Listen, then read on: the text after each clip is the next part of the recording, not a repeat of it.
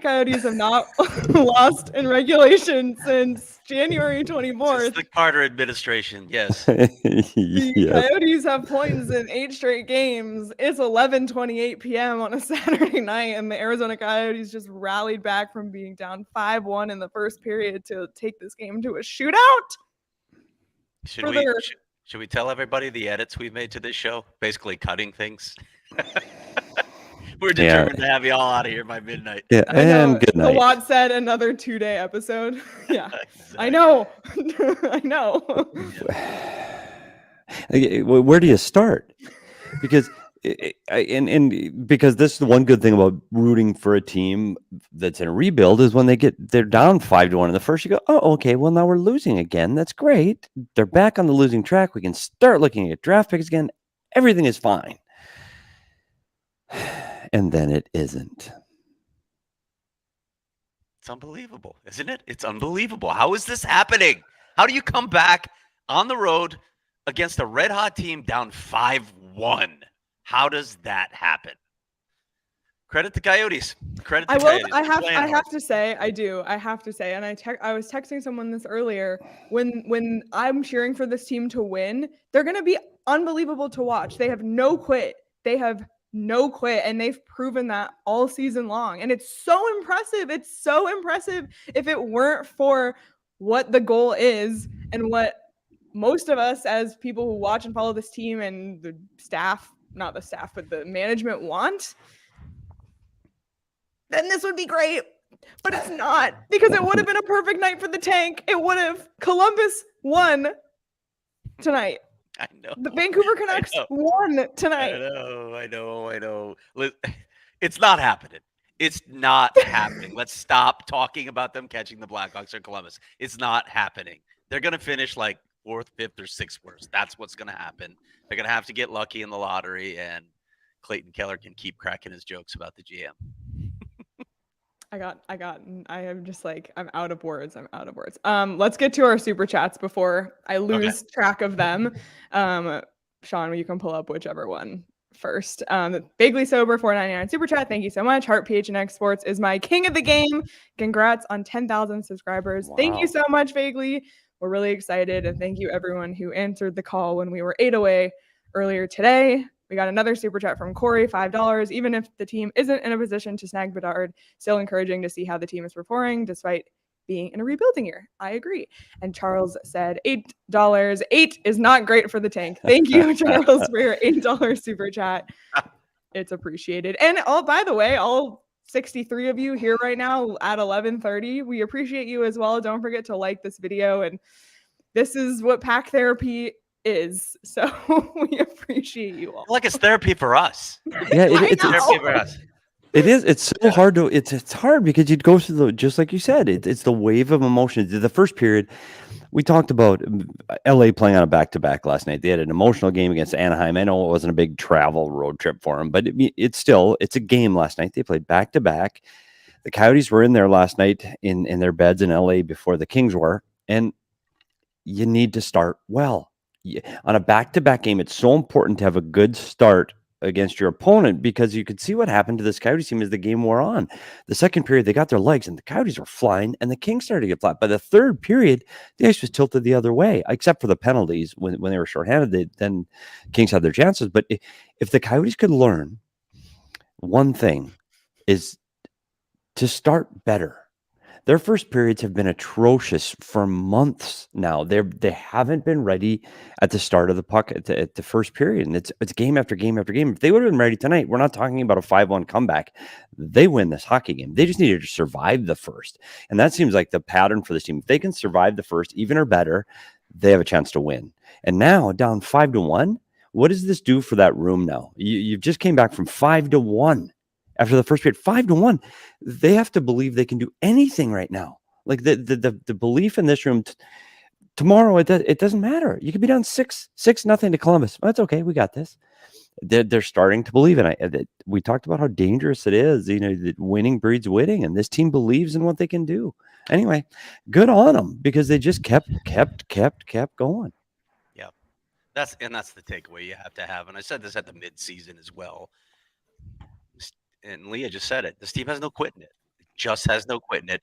This was the culture that they wanted to establish under Andre Tourigny and his staff. This is the kind of culture, a really solid room of guys who really pull for each other, have each other's backs, and play hard every night.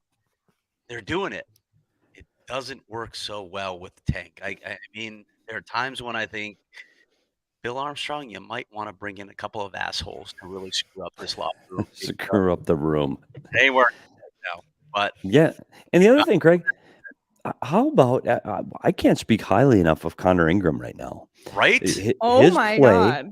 And not just he's stopping the puck, but just watch him. He looks just calm. He's square. He was steady. Almost smirking like when he makes saves. It's easy. It looks, and when a goaltender is on, it looks easy. And he is on. He's not diving around. He's not kicking pucks from behind his head. It's just, it hits him. He looks so calm and steady right now. You just had belief. And I know he gives up 2 in the shootout, but those are high end players with no defending. He looks great. He looks absolutely unbeatable. And Leah, I don't know how many minutes they said that he has gone without a goal, and it's 113 minutes. It was 70 straight saves. That's all I know. Besides, made 23 in relief tonight. Not including the shootout. Obviously, that doesn't count in their stats. We just had a DJ Jazzy Jeff reference, by the way, in the chat. Just that went right over my head. Yeah, I figured it did go over your head. Where was it? It came earlier, but here, by the way, shout out to Kevin Woodley, who told us this right at the start of the season, before the season ever started. Connor Ingram is the guy they need to be looking at. I can't believe Nashville didn't give him a shot. And holy hell, has this guy come on? Really, since late December, he's played incredibly well. But since January 1st, his save percentage now is just lights out. He's approaching 940 in save percentage since the start of the year. It's insane what he's doing right now. It is, and it's crazy. Go ahead. Karen says who starts tomorrow. I mean, it's clearly going to be Veggie because he had the rest now. But are we back to goalie controversies again? Are we going to have to start predicting who starts? Well, that's what I was about to say. Like, look how we were talking about Veggie the first half of the season, and his name was being thrown around in trade conversations. And it's not it's no knock on Veggie because tonight, like, every goalie has a bad night. But the way Ingram's been playing lately, it's not like, is it even out of the realm of possibility that people are going to be looking at Connor Ingram? Like, I know that sounds crazy to say. I just think the sample's too small for them to do that. But But I can throw it out there. Can probably cross the LA Kings off the list of teams that might be looking at Karel Vejmelka after tonight. Yeah, that was a rough first period. We've talked about the trade deadline approaching every day here, and one of the things we've talked about is the goaltending. Right now, Craig, if you like, I still don't believe Vejmelka is going to get traded. I still don't. I don't either. Unless there's some massive injuries coming up to several goaltenders in the league in the next few weeks, but. If I had to pick a guy right now, like who's the hotter between these two, and who gives me the most confidence between the pipes right now for tomorrow, if I had to win a game tomorrow, it might be Connor Ingram. Well, you could almost feel the sense of calm that went over the team when he came into the game. And, obviously the timing worked well because they got to go in the locker room between periods and kind of resettle. But like you saw the way the team celebrated with him the other day when he had his shutout. And then you saw him come in relief. And like, even as a fan watching, I was like, okay, like they have, whatever happens, even if they end up losing 5-1, I don't think it's going to be a 10-1 game. Like that was the feeling that I had when he came in. And clearly the team felt it too. And, Blatantly Asinine made an interesting point. And I'm like, listen, I know it's late, so I'm just throwing out a bunch of stuff, but said Ingram is 25 years old, make him the goalie of the future. And I'm not necessarily saying that, but is there a chance that he could be part of this group like 4 years down the road still? Maybe. If he improve, like he's still technically a rookie. Yeah. And if this is the beginning of confidence, we see what happens to goaltenders in Arizona, Mike Smith, Darcy Kemper. Like this is where goalies come to thrive. It's like the magic place for goalies in the NHL. Could we have another one of those situations on our hands? I don't know. I think so. And here's why. Because when Nashville sent him down, when he got claimed on waivers and all those things happened, and he's here, Nashville wanted to keep this asset. Nashville really likes Connor Ingram. Like they saw a future in Connor Ingram. They didn't want to let him go. He's 25 years old. He's got a lot of good hockey in him. Now, can he be the number one guy on a team running for the Stanley Cup? I don't know, because I don't know if you've seen the body of work, to Craig's point, if you've seen him play that many games and how he's consistency level. But for right now on this team, I don't see a problem with their goaltending tandem right now and in the next few years. I just don't. Yeah. Charles said Craig starting in goal tomorrow for the Tank. I saw what Joel said. Run the numbers. P's falling asleep. Okay, Joel. Let's run the numbers. Let's do it. Coyotes at one point were out shooting the LA Kings in the third period, I will say. That's insane. But it did end up 37-32. That is insane, PD, because they were being outshot 15-6 in the first period, came back, outshot the Kings in the second, and then, like you said, the ice completely tilted in their favor. Both teams successful on the power play. Coyotes, of course, capitalizing on that 5-on-3. This one was just chaotic in every possible way. I don't even know what else to say. Clearly, we're all speechless a little bit. Yeah, but two numbers on there. Look at the block shots. The Coyotes have 22 block shots, and on the shots on goal thing, that first period, it goes back to that same point about their inability to start in the first period. And I don't remember. I think it was Keller. It was so long ago. It feels like it was last month, but it was earlier tonight. In the first period, they had an opportunity to shoot again early, and just to get a shot on net, and they passed it up trying to make one more play.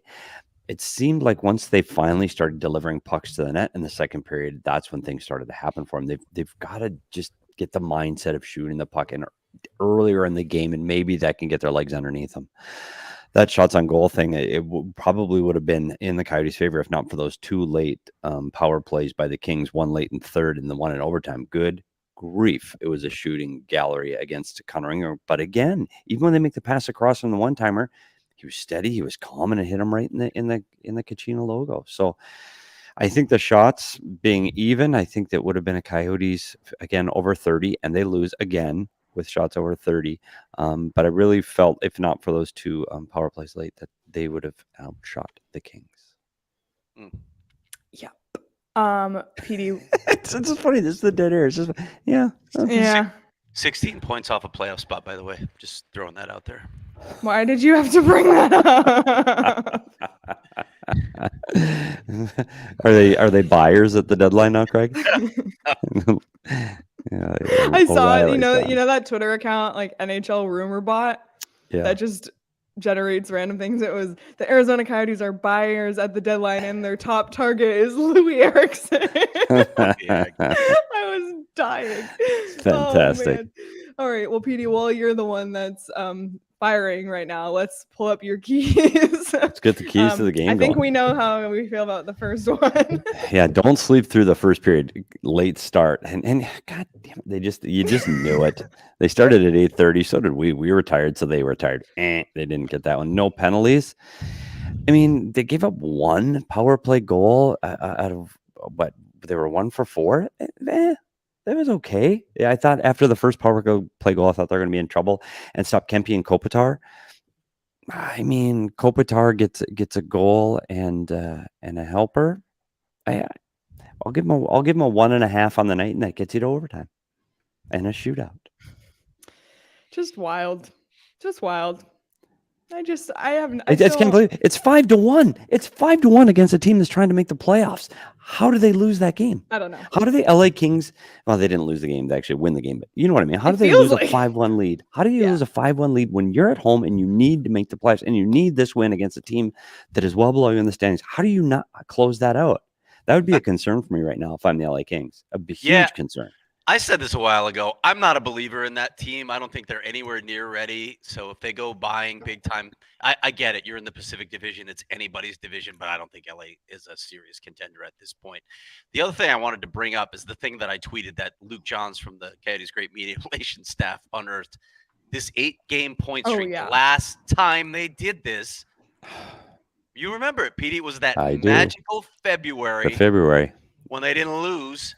And they soared to the top of the Pacific Division, won the Pacific Division, and went all the way to the Western Conference Final when Mike Smith was unbeatable, when a goaltender was unbeatable. It's crazy. It's been 11 years since they had a point streak this long, and it comes in a tank season? It makes no sense what we're seeing right now. Well, then, Craig, what the hell do we know about anything? Because I sat here in August and said this team is worse than the team a year ago. I thought this team was going to struggle to get low 50s in points. They're at 47 points right now. Like what? And I have to give credit to the coaching staff that they've been able to get this group to buy in and believe, and they have fun going to the rink, and they love playing with each other, and everything's great and happy. And there's no way I saw this coming. There's just no way. And now you're talking about the longest winning point streak since 2012 on a team that I thought was going to have 50 points. This is absolutely, it's insane, but it's not the plan. When you look at 3 unbelievable players at the top of this draft, you need to finish last. Bill Armstrong has to just be laughing at this point. He's got to be going out of his mind. What else can you do? What else can you? Jacob Trigger and Shane Gostisbehere are not in the lineup. Their top pair on defense is not in the lineup. It makes no sense. No sense at all. There's nothing else you can do. You can't blame the GM. You can't say, how come you haven't? What more can he do? What more can he do? Look at their blue line. You said this a couple games ago. If you looked at the roster of who the Coyotes had playing defense tonight, people from around the league wouldn't recognize a single name. And here they are on an 8-game point streak. Let's just keep coming back to that. And Luke made a good comment. Imagine Tourney with a talented roster of this is how they are with one of the worst rosters in the league. It'd be really interesting to see. And I just want to make sure we get to our super chat again before I lose track of it. $5 super chat from Dum Dum. Congrats on 10K. Thank you. Any particular reason as to why the Gila River jersey patch was covered? I think it's because they were wearing their home jerseys on the road and the patch is only for home games. Wow, look at Leah. Okay. That is correct. That one out. Listen, sometimes I know what I'm talking about. Do your homework 2012, the last time the Coyotes did this, I was not old enough to drink. But now I am. And thank goodness. So I can enjoy some Four Peaks beer. Did you guys have any Four Peaks beer on this fine Saturday? It was a lovely day. You know, I went to my refrigerator when the Coyotes tied this game up and decided I was going to have a Four Peaks beer, and I realized I was out of it, which was a really depressing reality. So I made something else instead. Oh, not water. This is not water. I'm going to be completely transparent. And I did not have any Four Peaks tonight because I might have had 1 or 2 or 3 or 4 or 5 too many last night. Fair enough. It was one of those nights. It was a Friday night. It was a night off. I started barbecuing. My wife and I started barbecuing, playing the music, and one thing led to another, and we started watching. That's when we cycled through the YouTube videos of, what song do you want to play next? When we played music videos from the 80s and 90s. Into the evening. So you know what I heard today, Petey? Taking a break. Out of the blue, I heard 10cc today. You're just kidding me. I don't know the last time I heard 10cc. Leah's just like, what? Leah, that's a little older than the 80s even. Yeah. Okay. You got to listen to Yacht Rock for a little 10cc. All right. Well, this is something that's going to make my my speed racers very happy, because if speed and adrenaline is your speed, the Beer Can Derby on February 25th at Four Peak 8th Street Pub in Tempe is, that's a thing. Kit pickups are open now, so if you want to show us you got the fastest beer can in the valley, sign up through fourpeaks.com/events. How about that? Yeah, I'm in. Count me in. I don't know what it is. I don't even understand the concept, but I'm in. Let's go. Must be 21. Must be 21 or older to it. That's great. And enjoy responsibly. And speaking of using responsibly, DraftKings. Petey, you gave some good advice for some games today. At this point, just anything Connor Ingram, just hit it. Anything Clayton Keller, hit it. Just anything maybe Maccelli assists, hit it. Wow. On the DraftKings Sportsbook app, there's just a lot of ways you can win money. You could have bet on the NBA All-Star game tonight. That's kind of fun. Or the skills competition. Lots of ways you can win money on DraftKings. So if you would like to participate, you can download the DraftKings Sportsbook app and use code PHNX, and new customers can bet $5 and get 200 in free bets instantly. Only at DraftKings Sportsbook with code PHNX. Minimum age and eligibility restrictions apply. See show notes for details. And I think we should crown tonight's DraftKings king of the game. And by the way, like this really could have gone 1,000 different ways. So we just had to give it to one person. And that is why Clayton Keller is tonight's DraftKings king of the game with 2 goals tonight. He's got things going for the Coyotes offense, scored his 22nd and 23rd goals of the season, his 5th multi-goal game of the season as well. And he's just been on fire. 52 points, 56 games, 11 points in the 6 games since returning from the All-Star break. So he's an All-Star. Starting to think Kells might get back on that 80-point pace. He's really close now. He had cooled off, if you remember, for a little while there, but I mean, he went on a stretch last season before the injury where he got hot, and he's starting to do it again. It'd be fun. It's one of those fun little stories to watch inside a season that obviously, not so obviously anymore, isn't leading to the playoffs. Yeah. But Kells he's definitely on a 70-plus point pace, which hasn't been done much in Coyotes history. And the 80-point barrier, as we've talked about, nobody's gotten there except Keith Tkachuk. So we'll see. And you look how he did it tonight, too. The first goal he gets on that power play through the seam. First of all, it's flowers to Matias Maccelli. 2 no-look passes that completely God. An experienced netminder like Jonathan Quick. He got Jonathan Quick to bite on both of those passes through the seam. So shout out to him. Fantastic. And he is now tied for the rookie lead in assists. So good for him. 24. With way fewer games played, by the way. Unbelievable. Yeah, 14 fewer games. But that Keller first goal, that's Clayton Keller. That's vintage Clayton Keller, pass through the seam, snaps it, wrist shot on a goal on a power play. But that second one, what patience he showed. And that just another example of his maturing as a player. I mean, he gets in there, beats it. He waited out the defenseman to slide by, and just that patience he had to wait for the very last second and for that play to materialize, and held on to the puck and finally put it in past Quick.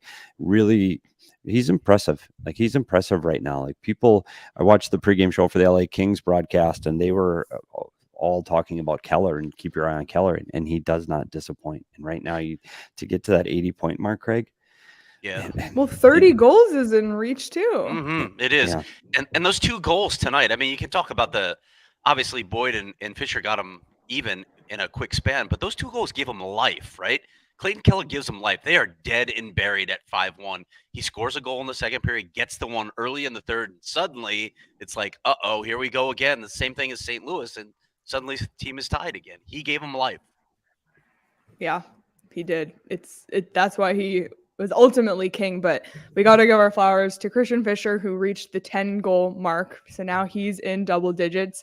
We got to give our flowers to Travis Boyd, who had a goal and an assist. Josh Brown, his goal came in that ugly first period, so kind of flew under the radar, but had a really great assist later in the third period. So just a lot of guys on the score sheet tonight. You can kind of go down. Liam O'Brien with an assist, Barrett Hayton with an assist. Just a lot. It was very much a team effort.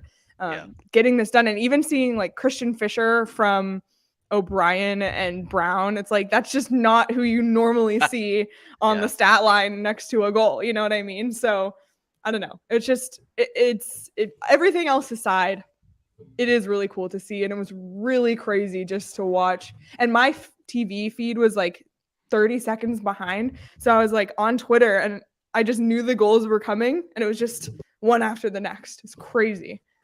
It's just crazy.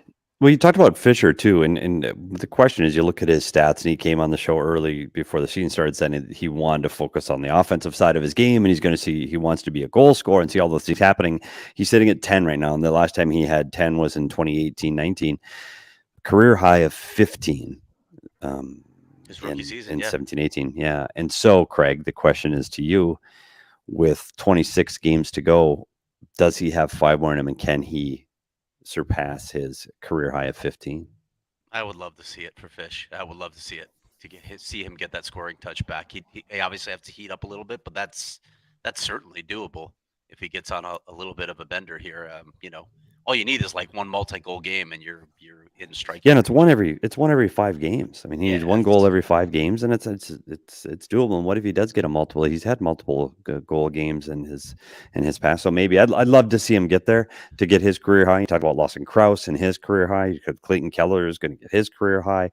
Christian Fischer career, and not the plan Bill Armstrong had, having everybody have career seasons. Those are your core guys, so that's good to see too. That's progress, right? And somebody else brought up, Craig, Aviation said that you looked at Dallas and you don't need to have that first overall pick because they have Jason Robinson they picked up later. You're absolutely right. You don't need that. It sure would help propel you faster, but you still look at the young talent here, and we talked about Logan Cooley and Maccelli and Gunther.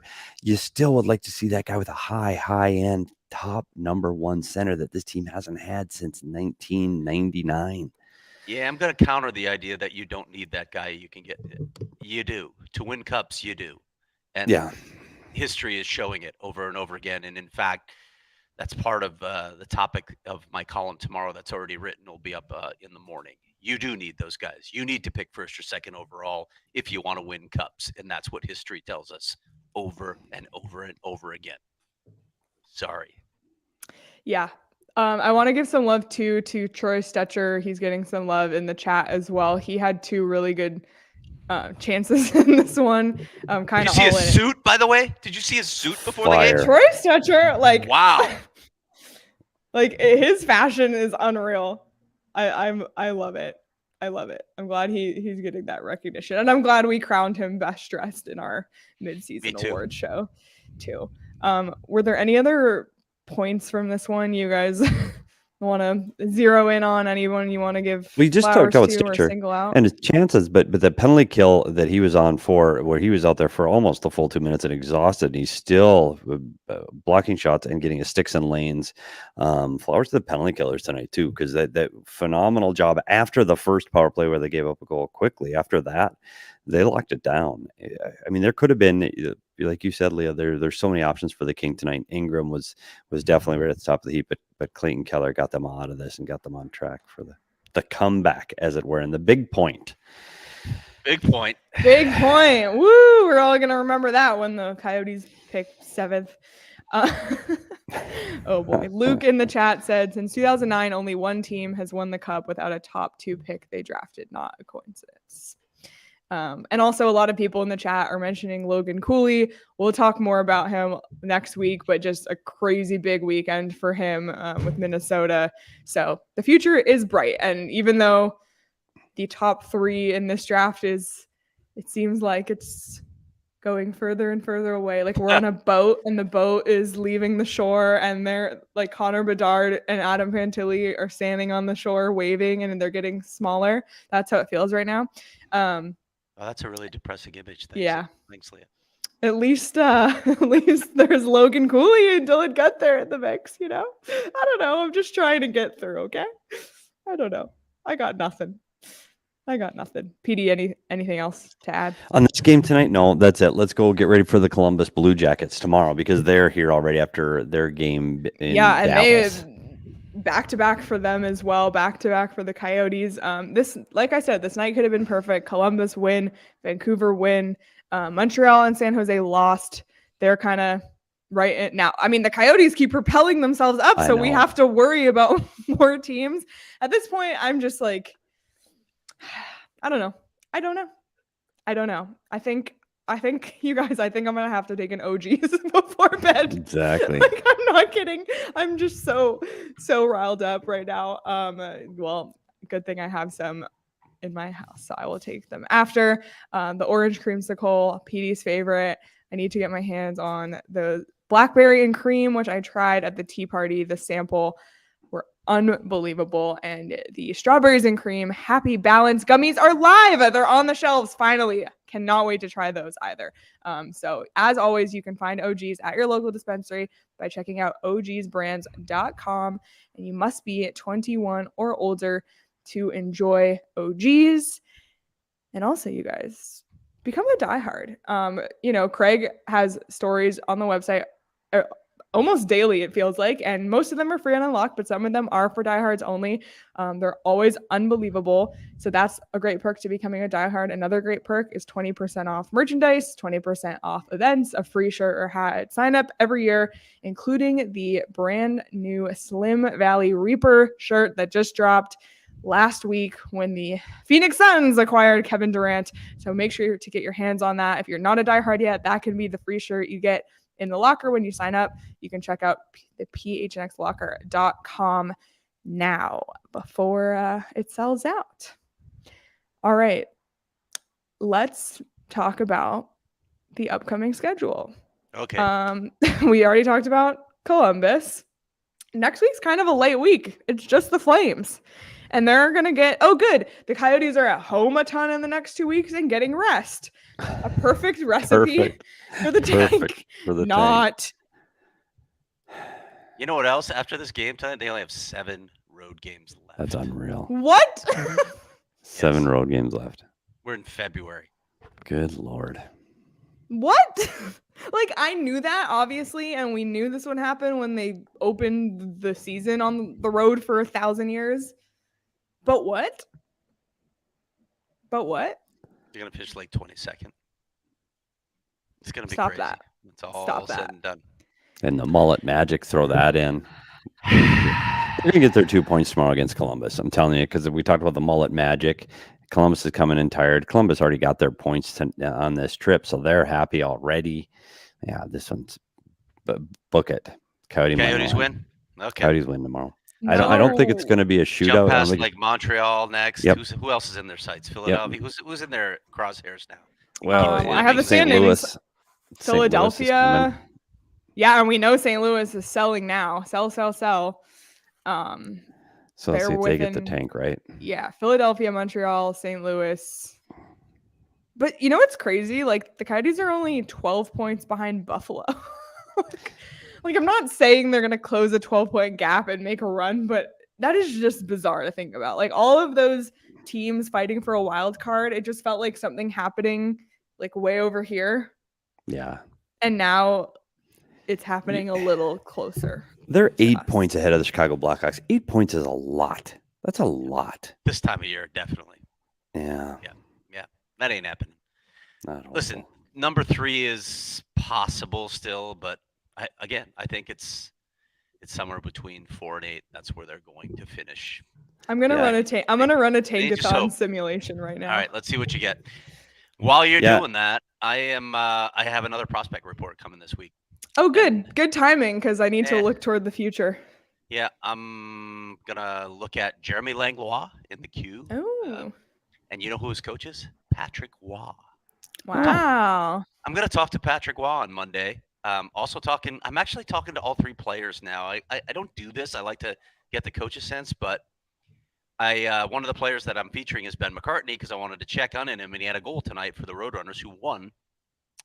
And Adrian Denny, being as awesome as he is, not only got me Steve Potvin to talk to, he got me the player to talk to. So I was like, I guess I'll talk to all the players. The 3rd player I'm talking to is John Farinacci, and I know a lot of people are wondering what's up with him. So I'll talk to John and Teddy Donato, the Harvard coach. Harvard's going to the NCAA tournament as well. They're playing really well right now. In addition to that, of course, the traditional guys that I talked to from the Coyotes development staff this week, Lee Stepniak and Curtis Foster. So an interesting one. And I'll check in on some other guys as well. Dylan Gunther is smoking hot, by the way, since he went back to Seattle. Yeah, absolutely. Can't wait to read that one, Craig. And it's when the Coyotes get points in 8 straight, you have to think about the prospects that are already part of the system. And without further ado, here's the app, okay? Sim Lottery with the 5th pick. Oh. So this is the order. San Jose 1, Chicago. San Jose? Yeah, they moved up 3 spots. Chicago 2, Anaheim 3, Columbus 4, Arizona 5. So at 5, you can still get Will Smith, though. You could get Matt Vejmelka if teams pass on him because of the Russian situation. Yep. I mean, if he's still sitting there and those top 3 guys are gone and you're the Coyotes, I'm going Matt I'm going Mete Michkov. That's what I'm doing. Yep. I'm going for the game breaker. I don't care if it takes 3 years for him to get here. So kind of like the Kaprizov deal in Yeah, Minnesota, where you sit and wait for him, and then he gets here and he's an he all-star. turned and out he's pretty good. Yeah, and he's fire. So yeah, maybe. Yeah. By the way, it is past. Oh, we made it? So happy Sunday. And I have to go back to this comment from Ethan. If they finish any higher than 6th from the bottom, can we all meet at Mullet Arena and do a 4,600 person collective Coyotes sign? I'm down. Yeah, I'm Sign me in. up. I am in. Man. But Let's yeah, I mean, go. it could be like, if you even think about this, the 2022 draft, the Coyotes got 3rd. We were kind of disappointed that they fell or that they didn't move up. And then they got Logan Cooley, and then you kind of find out maybe they would have taken Logan Cooley all along, sort of thing. And then you think, oh, maybe it's fine that they didn't get 1st overall in this draft. Like, things kind of worked out. What? Why are you shaking your head? Yeah, not this year. The Logan Cooley draft or this year's draft? Yeah, well, so I was saying that about the Logan schism, Cooley's. And I'm not saying that you're going to miss out, like, not missing out on the first is missing out on the first is bad. But if all of the things fall and then in like 5 years, we think, well, they didn't get Bedard, but this guy they got like is turning out to be unbelievable. I don't know. Look at Cale Makar. He was picked 4th. But Nathan McKinnon was 1st. Yeah, I knew that was coming. I'm just trying to be positive, okay? Yeah, I think but Leah, you're right. And I get it. If you're not going to, if you can't get the on first. my 3rd try. Yeah. If you can't get the first, there still are good hockey players. And you go back to the 2015 draft, was the McDavid draft, which was a good draft. You have to go back to a deep draft. Except for the Coyotes. And you look at some of the guys there. Timo Meier was drafted later. Mikko Rantanen later. Like, there were some good players drafted later. Matthew Barzal was 16th. Like, there are some good players that were drafted after Connor McDavid that still helps your hockey club. But to Craig's point, you don't win a Stanley Cup without that 1 or 2, and even that 2 that you remember all the fanfare for Jack Eichel. Is Jack Eichel, like, he's not even in the universe of Connor McDavid. Remember that one? Like, even for a stretch, there was the talk of, well, is it really number 1 or is Eichel number 1? It's not even close. Nope. Connor McDavid is the best player in the NHL, but he still hasn't won a Stanley Cup. Yeah, that tells you more about Edmonton's management than anything else. Yeah, I don't know. Now I'm getting. Sidney Crosby went 1st overall. Patrick Kane went 1st overall. I mean, I can just keep going down the list. It's. A-Root says Coyotes legend Pavel Datsyuk Yeah. drafted late. There's a late draft pick. Yes, Yeah, that's a good draft. Those days are long gone. That's when scouting was a lot different than it is now. Oh man. Right. Okay. Well, moving on. I went back and starred this comment, Sean. So can we pull up the starred comment? Because I wanted to make sure we gave this person a shout out. Aiden said, flew from Vancouver for a week to watch my Coyotes play at the Mullet for the next 3 games. So excited to see the Mullet. Hope to see the PHNX crew this week. Thanks for everything you guys do. Go Yotes. Well, Aiden, welcome to Arizona. That's really exciting. You're gonna love the Mullet. Really excited for you. And they don't play a ton of games here this week, so there are some days that you're going to have to fill with some activities. And I have a couple of suggestions for you. Octane Raceway and Mavericks, if you're looking for a great activity at any time of the day, really. Go-kart racing, arcade, bowling, laser tag, a bar, food, multiple bars, if you will, axe throwing. Octane Raceway and Mavericks has it all. Definitely check them out, and you can book some fun this spring at Octane Raceway and Mavericks with all those things I just mentioned, including virtual reality, which I forgot to mention because I forgot they have that. But they really have it all. So check out octaneraceway.com and mavericks.com to learn more. And you guys, I'm pretty disappointed because I had an underdog pick'em going that I was feeling really good about. And then Karel Vejmelka got pulled in the first period because part of the pick'em involved higher in saves, and collectively the higher in saves hit, but neither goalie got it. So I lost the pick'em, but otherwise I think I would have won it. And now I just think I need to buy insurance every time because I am always 1 leg away from winning. But that's what makes underdogs so great. The more legs you add, the more money you win. But you can get insurance if you miss 1 leg. You can still win. You can also play daily fantasy There were a lot of NHL games today, and Underdog's cool because they do it by slates. So you can draft like for slates of games, which is just like a really fun, interesting way to do it. There were a lot of late games tonight. So check out Underdog. It's just a lot of fun. I've been using it a lot lately. And if you have any questions about it, feel free to reach out to me on Twitter or in the Discord. It's super easy to get started. Go to underdogfantasy.com or download the app. Sign up with the code PHNX, and Underdog will match your first deposit up to $100. All right, we got a $5 super chat from Altex. Said, missed the game, just got home. Did I miss anything besides the comeback? Also, PD, what was your Arizona E-Bug jersey number? Want to get another jersey of Steve Peters E-Bug jersey? From Cassian. What number There did you you wear, go. Petey? No, What I did you wear? didn't have a jersey number here for You didn't have a E-Bug. number? No. There was no number on the back of the jersey you wore in practice? No. Yeah. What No, just a number was practice your jersey. number when you were in college? In college, I was number 1. Me too. Craig. Number 1. You both were number 1? Yeah, but I was 30 all the way through my high school and youth career, and I got to college my first year. I went number 30, and then the second year, and I was a redshirt freshman. The next year, I come back, and the equipment manager handed me 1. I said, "I'm not number 1. I'm number 30." He said, "No, not anymore." And I said, "Okay." That's how it goes when you're like 3rd, 4th, 5th string. It's like, okay, no argument here. So then I was number 1. Hey, blatantly asinine, by the way, I didn't miss your comment. That would be an interesting debate, actually. Who's the worst GM, Peter Chiarelli or Stan Bowman? I would have to think long and hard about that one before I came to an answer for you. Maybe ask that in the next mailbag, blatantly. Yeah, that's a good one, actually. That's a great question for the mailbag. And the mailbag's coming in another week if you want to hang on to that. So yeah, we can try and break the previous record of 96. And you guys ever seen that Peter Chiarelli stamp of approval? Have you ever seen that meme? No. Oh, it's great. I might include it. If somebody asks me that question in the mailbag, I will include it. It's great. Aldex said, so Black Kachina Petey jersey? But it has to just say Petey? Yeah. Or it should be like Petey size and then like 100. Oh. I don't know. That could be fun. All right. Let's cap this off. Let's go to bed. Let's look at the punch card and see where we are. So close. And you know what I'm starting to notice more the further we're getting to the bottom is the place where it says punch card results do not guarantee first overall pick. It's kind of upsetting. Upsetting me a little now that we're getting closer to the bottom. Well, I'm kind of disappointed because I was already after the first period. I had held all these rants about how the Coyotes are turning the puck over. They can't defend. Just what a shit show the first period was. And I was ready to get on my thing and I was going to draw plays and all this. And then they win.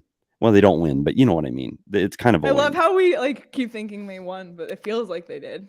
I know, and the comeback. So I've got no rant energy left because they were so bad in that first period. They're so bad, and then they were great. That's a good way to summarize this one, Craig. Any final thoughts from you? No, I just want a franchise center to cover before I retire. Is that too much to ask? I'll push you in your wheelchair in the press box. So before we go, Craig, I think we both agree that I don't think this team can get last. I think that's they can't. Not even last, buddy. Those two spots third to last. Third to last might even be a stretch. Yeah, it's dicey. So now it is all about we do need to start really thinking of everything we can do. And I think that means Leah crystals. I think it means smudging. I think it means soothsayers and tarot readers, whatever it is we need to do. Because we do need the ping pong ball luck. We need it. Like I literally need this because. Do we need to go back to Mrs. Rita's?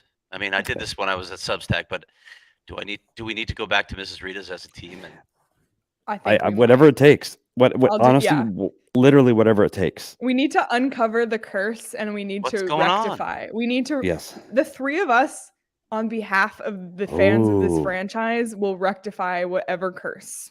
But we need to find out what the curse is. What the curse is. That's brilliant. That's some investigative journalism. What is the curse? Like the goat curse. And the Cardinals banner curse. Like there's got to be a curse. We just need to find out what it is. Okay. Might start with Steve Ellman just saying, okay, did I say that out loud? Oh, I guess I did. Oops. Okay.